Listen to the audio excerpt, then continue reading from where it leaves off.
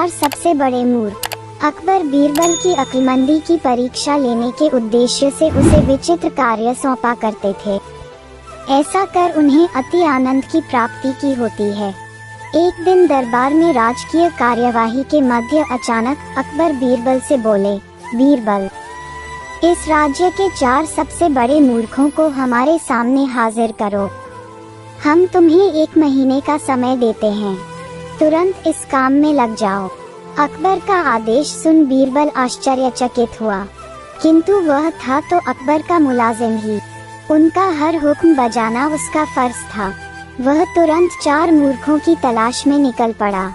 1 माह पूर्ण होने के उपरांत वह 2 व्यक्तियों के साथ अकबर के समक्ष उपस्थित हुआ।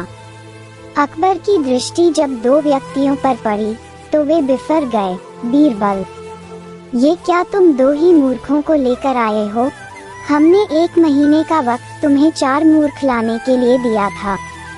हुजूर, मेरी गुजारिश है कि अपना गुस्सा शांत रखिए और मेरी पूरी बात सुने बगैर किसी नतीजे पर मत पहुंचिए।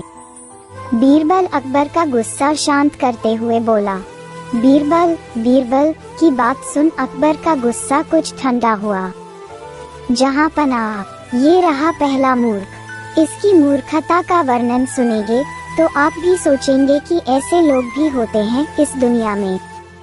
पहले व्यक्ति को आगे कर बीरबल बोला, बताओ ऐसी क्या मूर्खता कर रहा था ये? अकबर ने पूछा।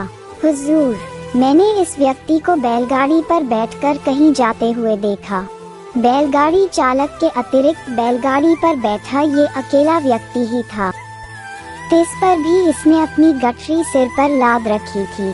चकित होकर जब मैंने कारण पूछा तो ये कहने लगा कि गठरी बैलगाड़ी पर रख दूंगा तो बैल के ऊपर बोझ बढ़ जाएगा, इसलिए मैंने गठरी अपने सिर पर रख ली है। अब इसे मूर्खता नहीं कहेंगे तो क्या कहेंगे? पहले व्यक्ति की मूर्खता का किस्सा सुनकर अकबर के चेहरे पर मुस्कुराहट तैर गई। फिर बीरबल ने दूसरे व्यक्ति को आगे किया और बोला, जहां पनाह, ये आदमी तो इससे भी बड़ा मूर्ख है। एक दिन मैंने देखा कि ये अपने घर की छत पर भैंस लेकर जा रहा है। मुझे आश्चर्य हुआ तो मैंने पूछ लिया, लेकिन फिर इसका जवाब सुनकर मैंने तो अपना सिर ही पीट लिया। इसने बताया कि इसके घर की छत पर घास उगाई है, इसलिए ये भैंस को छत पर ले जाता है ताकि वह वहाँ घास खा सके। घास काटकर ये भैंस को लाकर खिला सकता है, लेकिन ये मूर्ख भैंस को ही छत पर ले जाता है। ऐसा मूर्ख कहीं देखा है आपने? हम वाकई इन दोनों की कारस्तानी बेवकूफाना है। अब बाकी के 2 मूर्खों को पेश करो। अकबर बोले, हुजूर, नजर उठाकर देखिए, तीसरा मूर्ख आपको सामने खड़ा दिखाई पड़ेगा। बीरबल बोला, कहाँ बीरबल? हमें तो यहाँ कोई तीसरा व्यक्ति दिखाई नहीं पड़ रहा। अकबर इधर उधर देखते हुए बोले, तीसरा मूर्ख मैं हूँ हुजूर।